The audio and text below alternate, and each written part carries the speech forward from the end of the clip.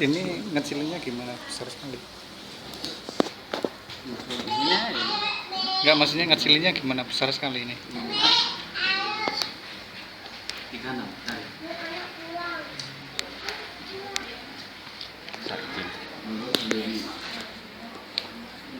Seharusnya ini besar kan? Tadi nyuting. Setting. Iya. Setting ubah ukuran. Oke, 18. Ini 18. Ini 18. Oke, ini tarik tahoma. Nah, itu tahoma. Oke. Lihat ini. Tetapi tentang hari dan saat itu tidak seorang pun yang tahu. Malaikat-malaikat di surga tidak tahu, dan anak pun tidak tahu, hanya Bapa sendiri yang tahu. Bapa itu Allah, anak itu Yesus. Malaikat tidak tahu, anak tidak tahu kapan itu kiamat, hanya Bapa sendiri yang tahu. Tiba-tiba terjemahan Al-Quran seperti itu, nggak miring gitu. Oke, kembalikan.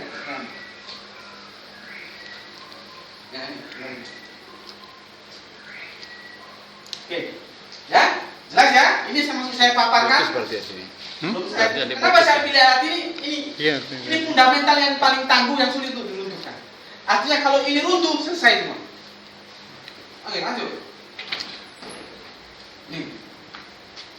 Adakah dari teks Al-Quran surat Al-Azraq ini sebuah kata yang bisa diterjemahkan kiamat atau Isa? Ada nggak sih? Cari. Bertaruh saya. Ayo bertaruh. Ada nggak? Mana Isa? Kiamat itu ndi kok jadi? Kok iso mbotokno kiamat? Karepmu yo apa?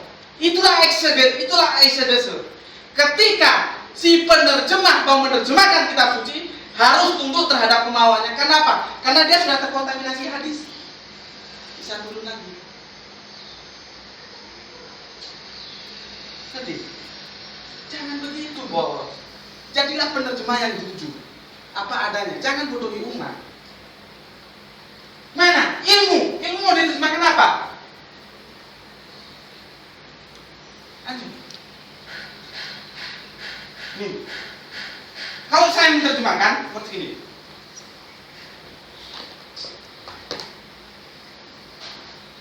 Dan sesungguhnya itu Al-Quran. Ya, itu Al-Quran. Ini ini bukan personal, tapi harus jalan. Kenapa? Nanti saya jelaskan. Benar-benar suatu ilmu. Al-Quran suatu ilmu, ya, bagi satu waktu. Nah ini yang sangat sulit dikerjakan. Lisaati. Fala, maka janganlah kalian ragu dengannya. Nya itu apa? Kembali ke Al-Quran. Komitnya kita Al-Quran. Dan ikutilah aku Rasul. Inilah jalan yang lurus, mustaqim. Pertanyaannya, kenapa dia ini harus sebuah sistem, bukan personal? Karena di sini sirot. Dalam bahasa Arabiut, apa itu bukan bahasa Arab ya?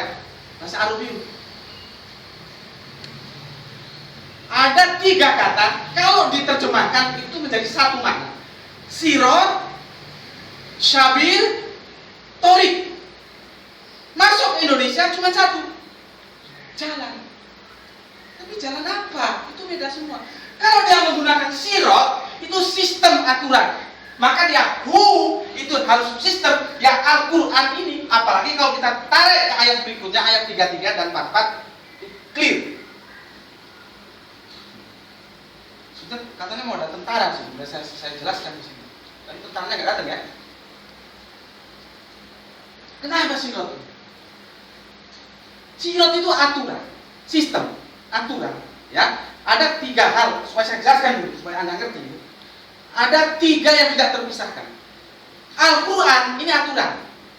Dia nggak akan berguna tanpa ada teritorial, ruang untuk mengaplikasikan Al-Quran untuk berquran. Maka kata ikro, ya, kalau ikro itu ditarik dari kata Quran, itu sebetulnya nggak boleh diterjemahkan berbacalah. Ikro itu wong Jawa Qur'ano kon. Berquranlah kamu. Karena personal name itu nggak bisa diterjemahkan. Arek Malang buat terjemahan arek susah. Ya repot. Meskipun Malang itu artinya susah. Surat Al-Baqarah, surat sapi wedok susah. Nanti kalau saya ngaji, buka surat apa? Biasa, surat cewek. Apa? Surat anak, surat An-Nisa. Repot. Jadi hati-hati, penerjemahan-penerjemahan itu nggak boleh diterjemahkan sembarangan. Jadi kalau karena ini debat-debatnya tinggi, kalau kata ikro itu ditarik dari Quran, dari Quranan Quran, maka kata ikro itu bukan bacalah, tapi berquranlah. Artinya hiduplah kamu dengan Quran.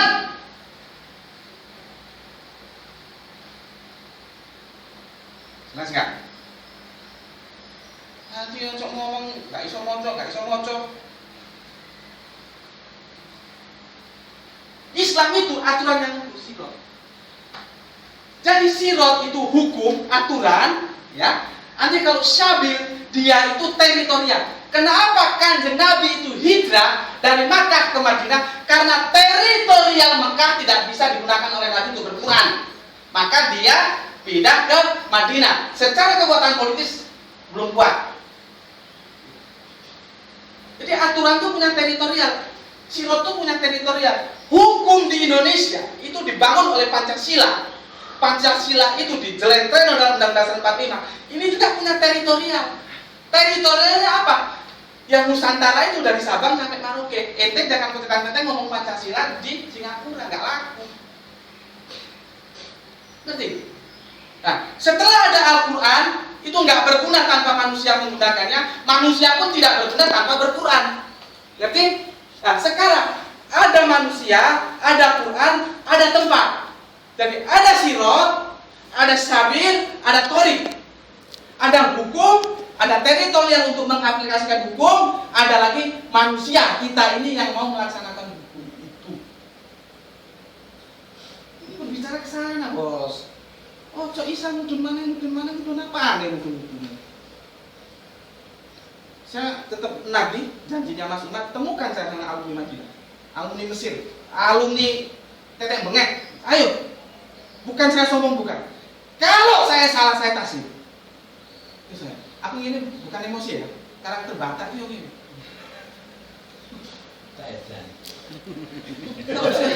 Kalau saya salah, saya taslim. Ya, Anda kan udah janji sama saya.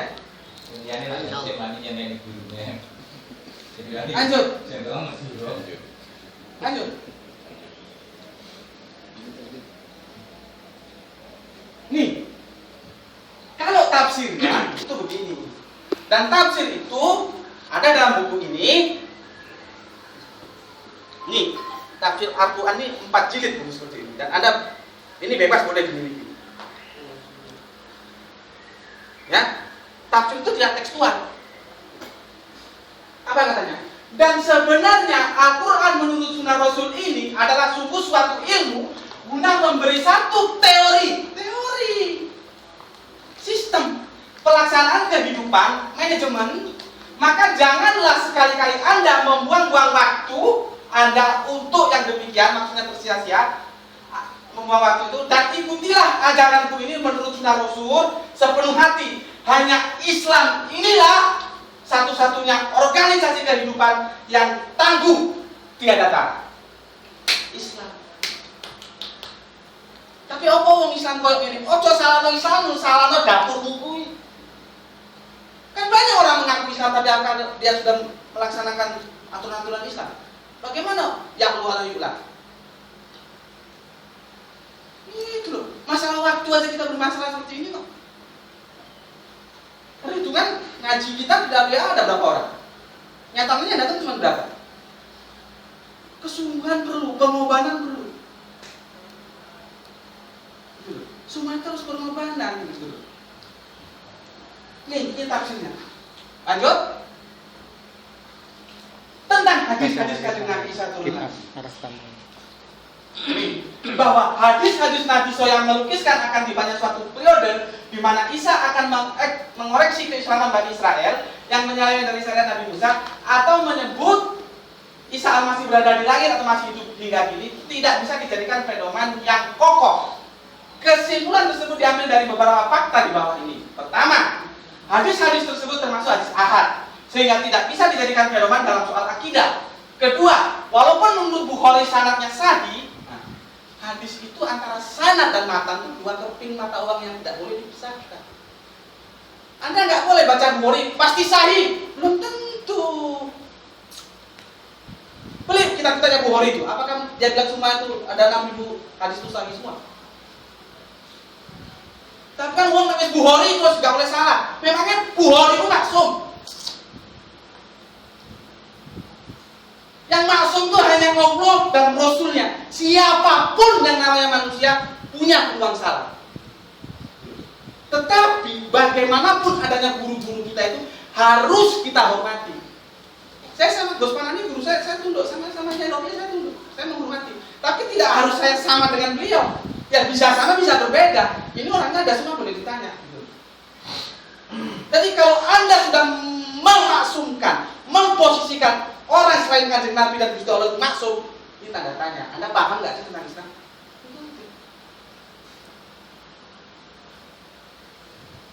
Oke, ketiga, hadis-hadis tersebut bermuara pada dua orang saja. Yang keduanya bekas penganut agama Kristen. Ini janji saya, Pak Dokter, yaitu Ka'ab al-Akbar dan Wahab bin Munabi, yang masih punya terkait pada kepercayaan lamanya.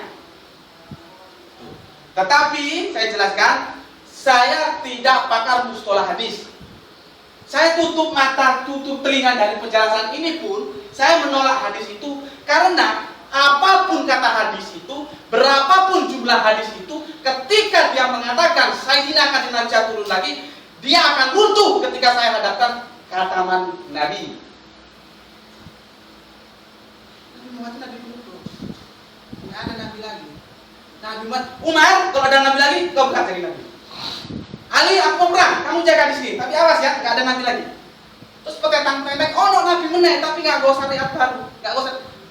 Iku omongan itu suka mendi gitu loh. Kalau pendapat saya hargai pendapat.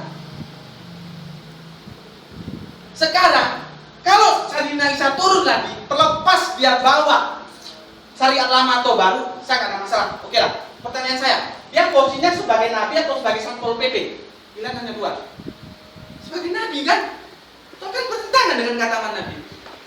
Yang pertama. Yang kedua, surat Al-Maidah mengatakan Islam telah sempurna dan hari ini aku ikhlas Islam menjadi agamamu. Kurang apa mana?